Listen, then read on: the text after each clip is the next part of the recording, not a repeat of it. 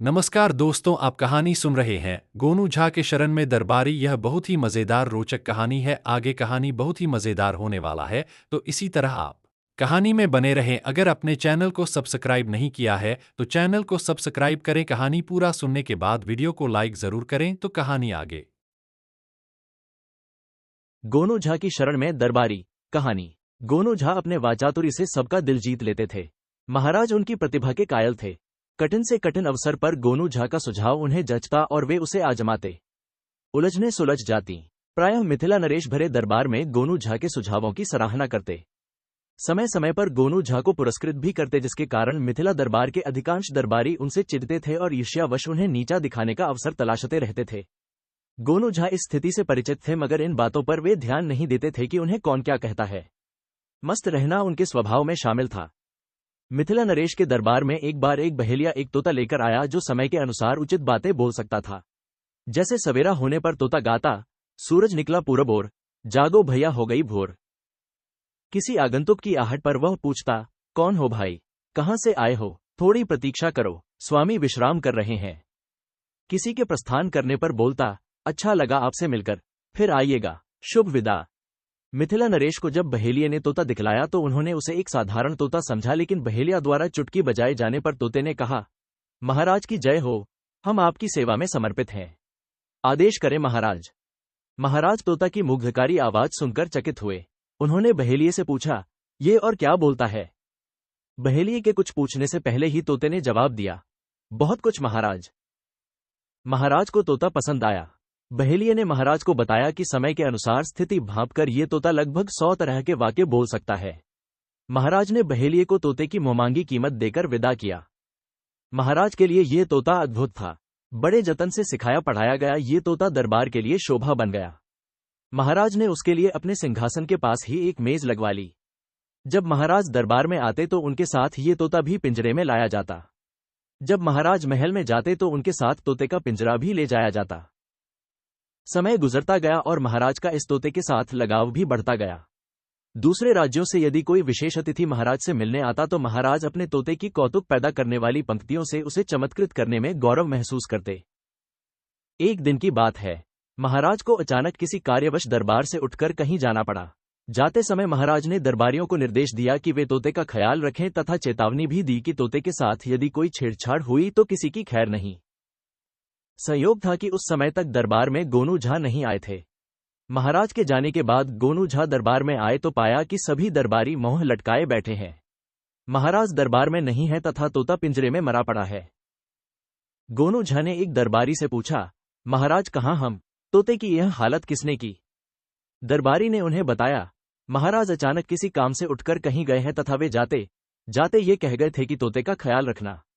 महाराज ने ये चेतावनी भी दी थी कि तोते के साथ किसी ने छेड़छाड़ की तो उसकी खैर नहीं।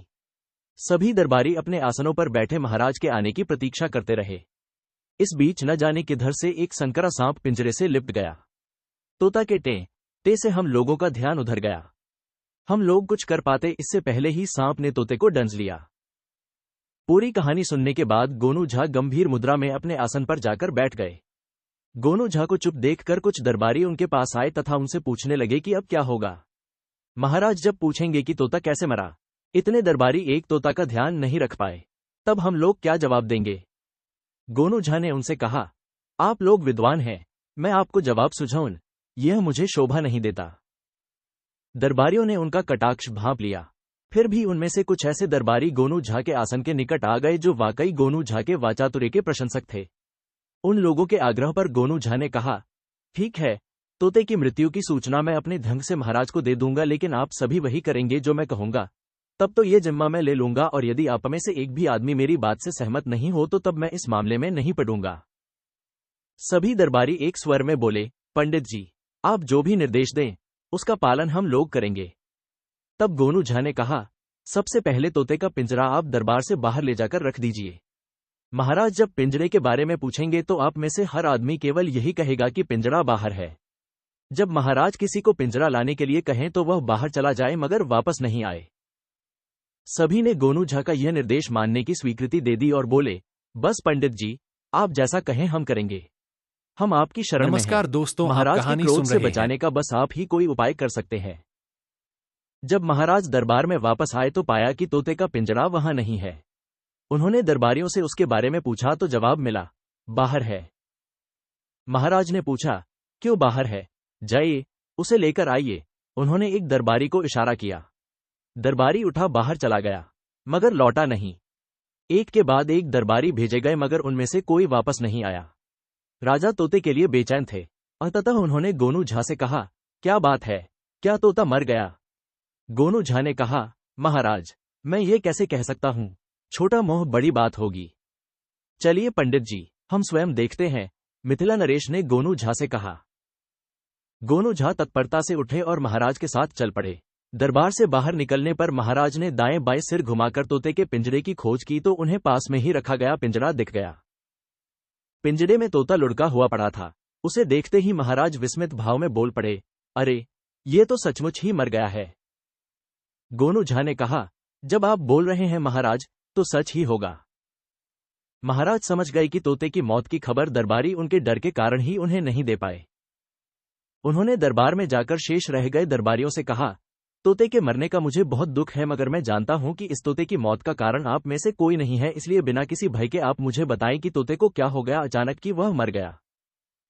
तब एक दरबारी ने डरते डरते तोते को सांप के काटने की घटना बताई, जिसे सुनने के कुछ देर बाद ही महाराज सिंहासन से उठ खड़े हुए और उस दिन दरबार स्थगित कर दिया गया और महाराज महल की ओर चले गए। ये पहला मौका था जब गोनू झा दरबार से निकल रहे थे तो राजदरबार के सभी दरबारी उनके आसपास या पीछे पीछे चल रहे थे तथा उनकी सराहना कर रहे थे। गोनू झा की चाल में अलमस्ती बढ़ गई थी। कहानी समाप्त हुई। धन्यवाद।